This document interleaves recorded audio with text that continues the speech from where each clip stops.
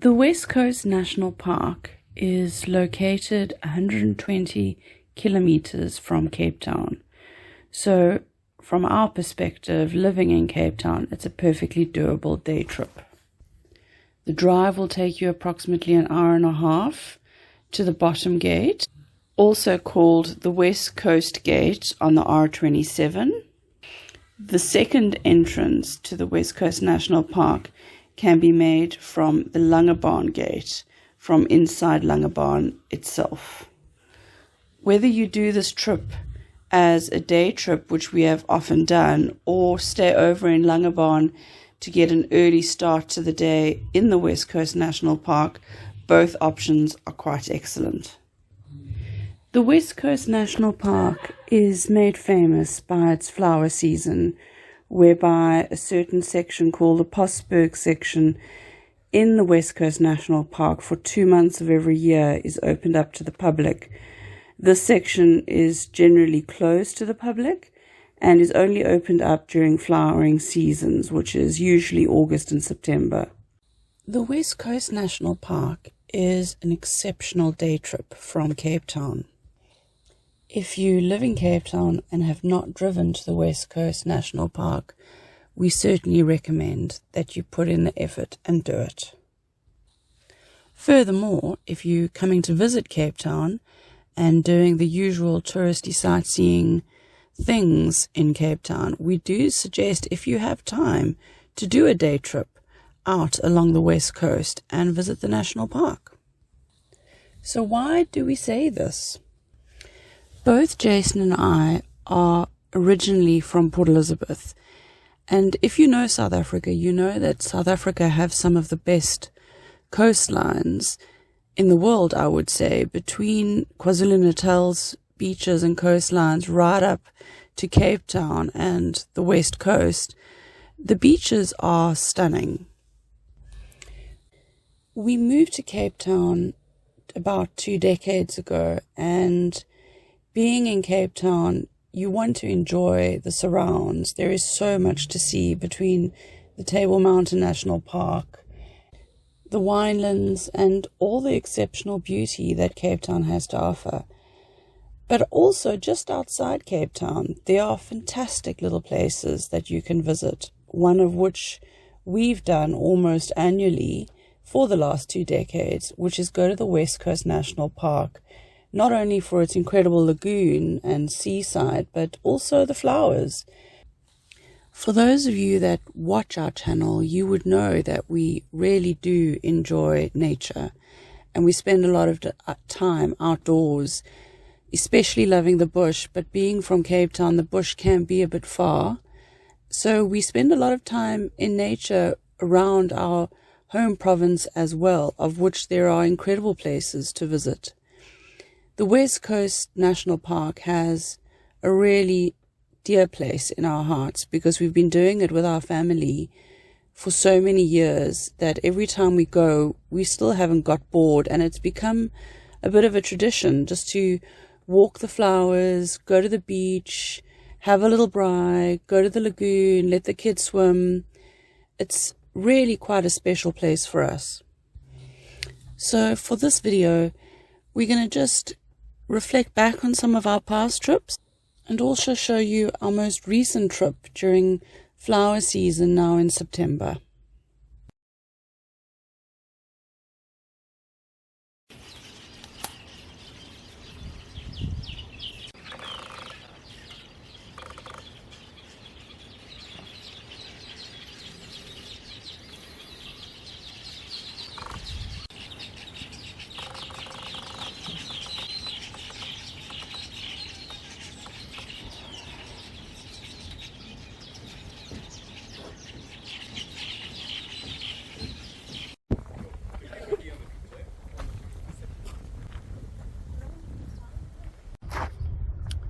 So we're in the park.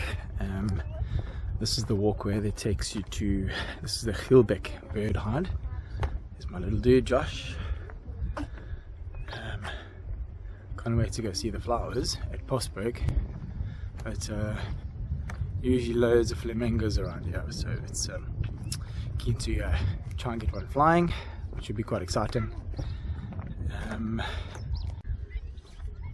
Gielbeck has got an absolutely beautiful wetland, and this is on the way to the heart. It's quite a long walk. I'd say it's a good, I don't know, 200 meters of boardwalk, but it is super pretty. The colors this time of the year are absolutely incredible. Here's Ken and Josh.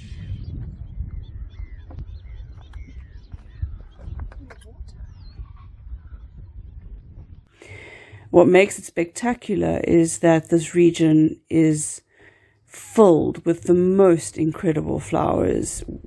And with flowers comes incredible bird species. The West Coast National Park is home during the year to approximately 250 different bird species.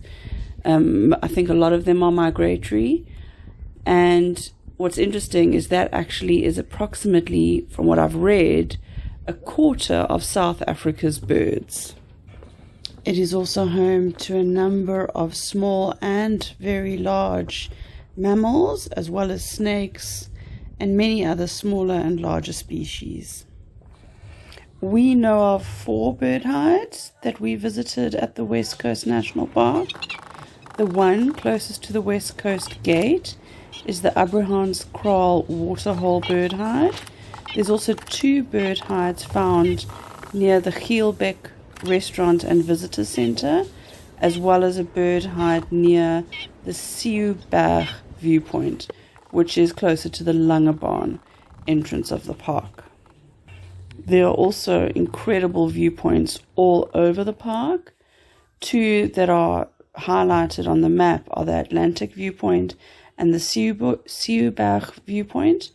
Personally, I think the whole place is beautiful and is quite frankly a viewpoint, most especially the Posberg section. Accommodation is advertised within the park. However, we have never seen or been to that accommodation, so cannot really comment on it. I will say, however, that the houseboats within Kraalbaai are particularly famous, and we've seen them from the beach and from the shore, but we've never actually been on them. I can imagine that they look awesome, and if we were going to stay there, I think that would be our first border call. There are 4 hiking trails as well as multiple cycling routes within the West Coast National Park for those that want to see it on a bicycle or walk through the flowers.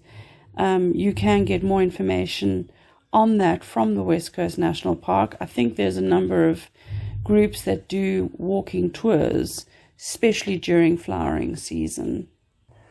So beyond all the typical touristy things that are advertised and seen on the guide to the West Coast National Park, the reason we have been going there for 15 to 20 years and still continue to go there is really because it is a lovely day out where you can do a lot of different things. We personally, as a family, have always had a ritual of going really early in the morning, as we did this year. We leave home between 6 and 7 and usually stop for some or other takeaway breakfast en route just to miss the traffic. We at least go during flowering season, if not during the warmer months. And if you do go during flowering season, best get there very early to miss the very long queues that we have once been stuck in, and we shall not be stuck in them again. Once we get there at opening, usually about, I think, 7:30, we visit the different bird hides because that's the best time for the bird hides. And during flowering season, we go and just drive along the road as well as looking at the viewpoints and taking photos and videos within the flowers of the animals, etc. Also, what we do is by mid to late morning, we generally make our way to the flowers to do and drive through all the flowering routes, where we either stop for a picnic if it's not too crowded. Otherwise, we go to the Sarsbank section of the park, where there's just incredible rock pools, and we have just watched our kids grow up in those rock pools and playing while we watch the waves and the seagulls, and it's just quite a pleasant day. There are multiple options to eat, primarily those where you can braai. There are loads of little braai stands all over the place, from within Kraalbaai, which is the lagoon side and is quite incredible, or at Sarsbank, and Plunkies Baai, which is inside the restricted area that is only available 2 months of the year. They are really well serviced, from my opinion, and whether you want a more sea view or a lagoon kind of experience, you can have both in the same day. We often have, usually in the afternoons when we're quite hot and we've had the day, leisurely walking around and enjoying the flowers, going to the lagoon for a swim is actually quite incredible. What makes the lagoon so nice, especially for our kids, is that especially when you've got young kids, is the water is shallow for tens to hundreds of meters. So you can walk so far into the lagoon, and it's crystal clear waters, and just enjoy playing and swimming in calm, incredibly beautiful blue water. And because it's reasonably shallow, it's also not as cold as the Atlantic Ocean side from where it comes.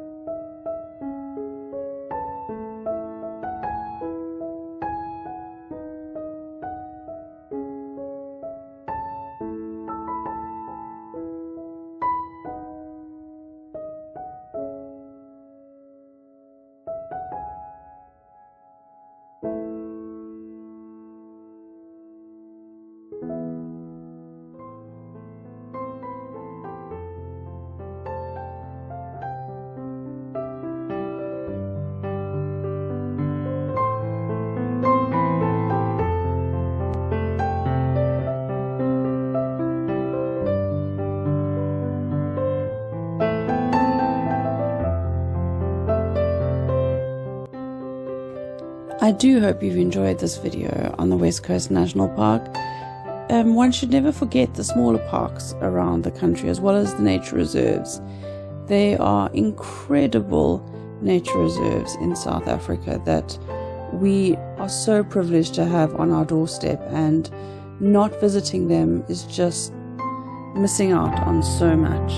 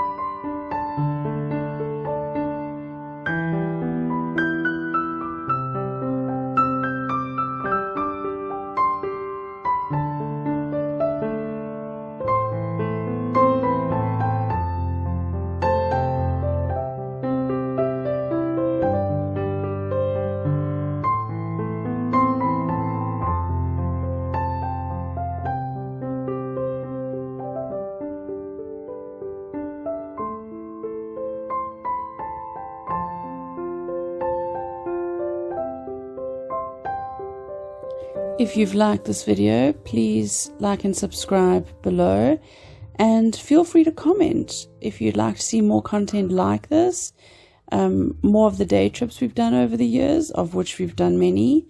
Let us know.